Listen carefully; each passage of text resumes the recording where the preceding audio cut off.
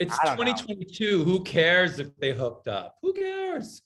Oh, Right. please, she's hooked up with so much. David, what's David's going like, on in your I love didn't life? know how this Wait. interview was going to turn out like this today. Listen, What did you I want to was- talk about? Let's get back to topic. Okay, well, I was going to say also, I know you are very good friends with Adrienne Maloof. So this magazine that you shot, like what they're doing, just BFF different friendships in Hollywood, and one of them is No, it's called Marie Westwood, and they're doing a whole cover feature article about Hollywood BFFs that have stayed together through thick, through thin, survived COVID. And so we're the cover, us and Adrienne Maloof. I'll send you a picture. Yeah, it's really Sneak cool. peek. You gotta It's see it. beautiful. And what is the best thing about being BFFs and surviving COVID in Hollywood with Adrienne Maloof?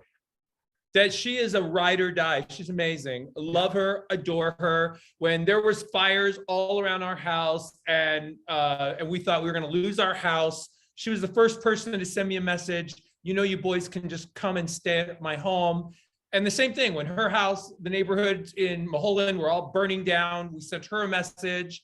Adrienne, just come stay at our house, it's fine. When Paul was attacked in the hate crime, the homophobic hate crime, and they beat him up, and he was home, like in bed, all beaten up, she sent food to us. She had someone deliver food to us. That's the kind of friend you want. See, that's the other thing. When you're going back to the homophobic bitch. So here's something else that happens.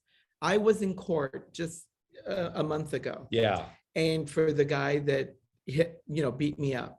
And the district attorney's office actually added one more count to this guy. Yeah. On his list of gluttony of charges of hate crime. It's now been officially added a charge of a hate crime, which is unheard amazing. of. Yeah. At this point in the juncture of 2.5 years later, you don't add new charges. You're basically trying to resolve the charges that were already there. But there was enough evidence that there was one extra charge added to it. But the DA, Justin Page, worked on this so much and really got the judge to do it. And I respect what he did. It was great. So when you see something like that in people coming out to really see the justice, or at least help you get justice. Right. And then you have homophobic people talking out of their ass like that. I'm like, really? Is that all you've got on me? That's just stupid. Like, what are you saying? Yeah. Yes and yes. It hurts. Do you know what I mean? It hurts because I'm still fighting for my rights and my justice. You know, we submitted our show for daytime Emmys last month, and one of the episodes that we submitted is where we included the hate crime, the homophobic attack against Paul. That's in season 2 of the show, and that's the episode we submitted for daytime Emmys. So. Well, let's talk about the show, Down and Out in Beverly Hills, where now season 3 is here. It's coming. Yes. What can we expect in season 3 that we haven't seen in season 1 and 2? Oh my God. Well, season 3 has been it's a roller coaster. Season 3 has been amped up. We go a lot more out of the boutique. The celebrities still come in. We're still doing gowns for them, but we're doing a lot more personal stuff. Plus, we're hanging out with the celebrities outside. Yes. Season 3, our friends. I mean, I say celebrities for everybody to think so that they identify, but they're truly our genuine friends. Season 3, you're going to see my facelift on TV. And I was watching the footage, and it is graphic and crazy and insane. And I've never known how a facelift looks, but I watched the footage and it's pretty intense. Dr. Simone is the doctor that did my facelift, and then he caught COVID and passed away. We did a dedication to him. Season 3, we have Mary Wilson from the Supremes. It was her last TV appearance on our show. We did a dedication to her. We have Abby Lee Miller in season 3, Brandy Glanville, Adrienne Maloof. She let me ride on her wheelchair. Yeah. Who? Abby Lee Miller. Abby Lee Miller's a good one. Yeah, that's going to be fun. Who else do we have in season 3? Tyler Gordon, the little kid who painted Kamala Harris and does all the amazing artwork of all the celebrities. He painted us and painted Anna Nicole, and surprised us with the paintings, and that's all on season 3. It's really amped up. It's really good.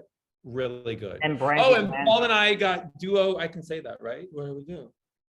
No. Yes. No. Well, it's going to be on the No. show. We got liposuction together. We both got liposuction together, and that's going to be out. Dr. Saul Lahijani, who's actually one of the best friends of the late Dr. Simone, cut us both up and did our liposuctions on our stomach. And I got a Brazilian butt lift too. That's all coming out on season 3. What hurt the most? I mean, I assume it wasn't the lipo. I assume it was the facelift, or was it the butt?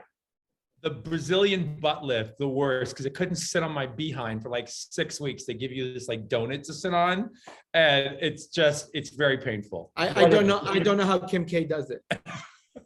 What does it do? It just picks your ass up, or it makes it bigger? It lifted they take the fat out of my stomach, they injected it in my behind, and so they made it more firm, they made it a little more rounder, gave me a little more of a molding, and then lifted it. He looks like the Versace model he used to. I have a 20-year-old ass now. Thank you, Dr. Lahijani. No, better call Saul. That's his name. Your face does look youthful. I mean, it looked youthful before, but I mean, I said, if facelift scares me, I mean, I have injectables up the ass. I mean, my face doesn't go for all the money in the world, but the actual facelift, which I mean, I'll eventually need, let's face it, we're all going to need that. So it's good to know that you have. Here's a funny thing that happened when he was in the recovery room. Oh. And so he's in the recovery room, and I walk in, and I'm like, babe, are you okay? Oh my God. You know, he's like very in and out, groggy, like he's been through the ringer, right? And I said, he goes, what's going on? Yeah. I said, we did a dick enlargement. and then he goes, no, I have a huge dick. He was just like, I was like, you mean to tell me you remember all this right now? So like, seriously, you're not. Yeah, it's hilarious. It's hilarious. That is funny. It's hilarious.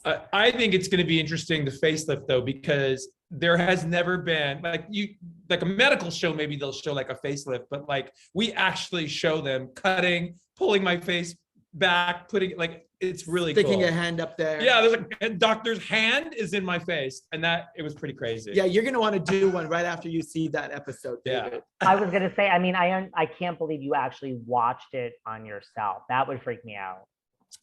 I have no choice. I'm one of the executive producers on the show, so I got to go through with editors and watch all of it and put it all together. So yeah. I don't think he needed a facelift, but he just wanted to have one. It looks good. You feel refreshed, right? I mean, yeah, I do. The thing about all this surgery, people like that don't have things like it all works. Like there's a reason you get it done. Like it does work. Lipo is like the shit's in you and you look over and there's a big thing of fat. You see it when you wake up. Like, I mean, you're like, okay, well, I mean, it was in you and now it's not.